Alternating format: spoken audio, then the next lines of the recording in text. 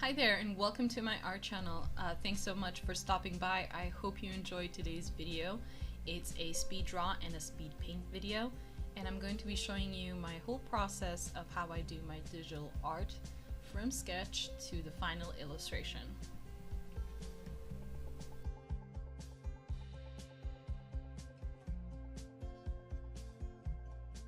So the whole thing starts off with a very rough sketch just to figure out if the overall composition is going to work and to figure out if my initial idea is good enough, if the concept is good enough. And when I have the rough sketch, I go in with another layer and I do the more detailed sketch. Basically a sketch on a sketch. It's a good thing to keep these two separate. It allows me to manipulate the more detailed sketch and change anything if I feel that it's just not working, or if I have a good idea in the middle of it and I can just edit that into the detail sketched layer without changing the overall concept, the rough sketch underneath. So it's a good practice to keep your layers separate just in case.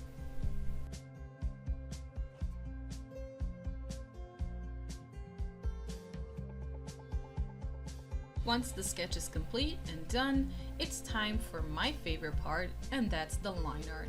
I just adore inking. Inking is my jam. Inking is incredibly relaxing. It's just so much fun to do. I love to get into details and draw them out. So yeah, inking, I love it. And the difference between doing line art traditionally and digitally, I would say that if you really want to improve, if you really want to get better, practice traditional inking. Traditional inking is going to help you improve way more, way faster than doing it digitally. Even though digitally does allow you to change things, and if you make a mistake, you can just go back and fix it. While traditionally, it's going to teach you way more focus, and you're going to be way more concentrated, and you're going to be thinking more about what you're doing beforehand before you actually get that ink pen or whatever you're using to do the inking. So traditional ink, really awesome, really beneficial, helps you your skills. Digital inking, really awesome, again, really cool, can make the process way more easier, and you can get really into the details of it.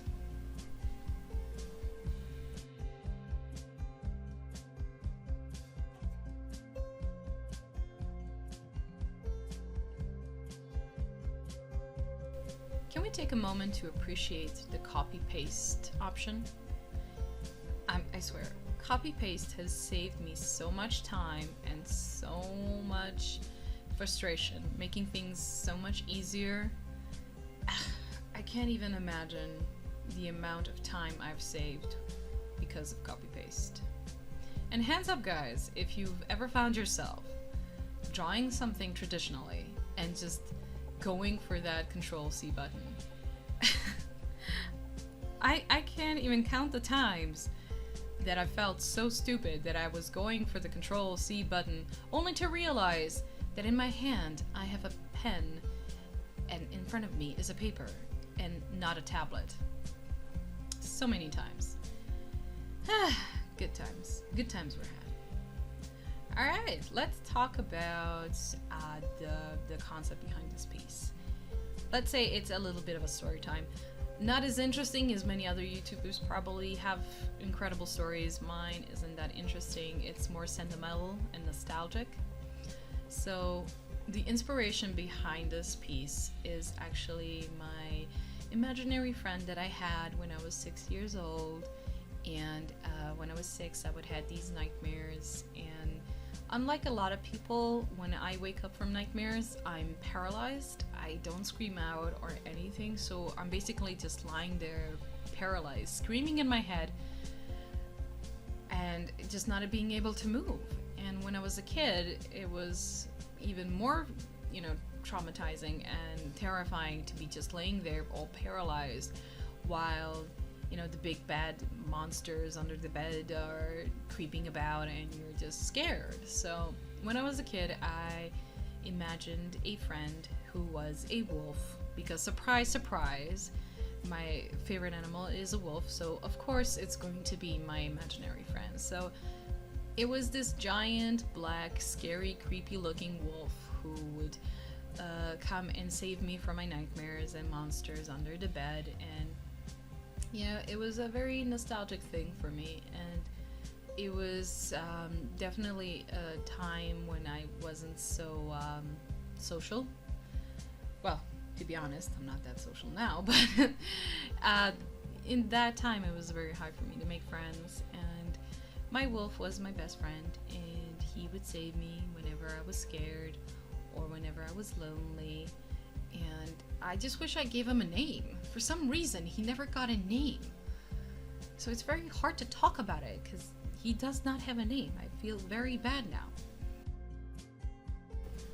And I'm really curious, did you guys have imaginary friends when you were little? And what were they like? Were you a smarter kid? P.S. You probably were, and actually gave them names. Feel free to write in the comment section below. I would love to read your answers and find out a little bit more about your imaginary friends. That's enough for me for today. I have no idea what else I can talk about. Sit back, relax, enjoy the rest of the video.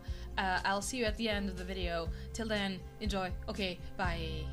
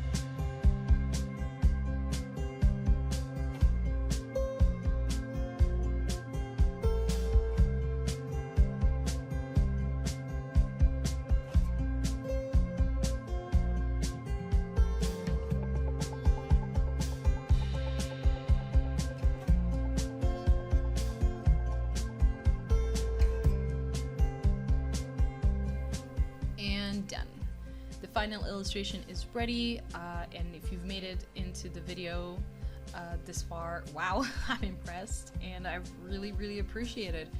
Thank you so much for spending your time with me today. I hope this video was somewhat entertaining and that you had fun. And if you would like to support me and help me create future content and future videos, consider becoming my patron. That would be amazing, and I would be able to send you lots of cool stuff. And you know, that's it for me today. I will see you back here hopefully in 2 weeks. What's the next video gonna be about? I don't know. And if you have any suggestions, write it down below. Until next time, have a terrific day. Much love. Bye.